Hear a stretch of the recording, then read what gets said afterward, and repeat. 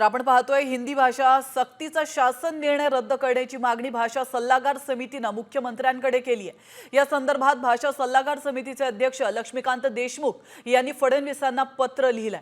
हिंदी भाषेबाबत निर्णय घेताना भाषा सल्लागार समितीला विचारात घेतलं नसल्याचा आरोप समितीने केलाय। भाषांसंदर्भात सल्ला देण्यासाठी राज्य सरकारनेच भाषा सल्लागार समिती नेमली आहे आणि तरी सुद्धा त्यांना गृहीत धरण्यात आल्याचं सांगण्यात येत आहे।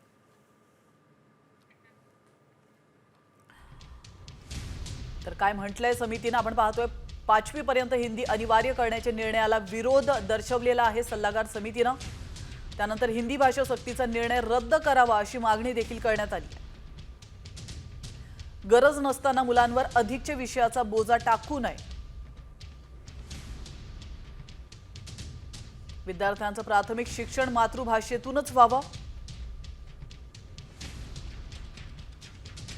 भाषा धोरण ठरवताना सल्लागार समितीला विचारात घेतलं नाही असा आरोप देखील सल्लागार समितीने केला।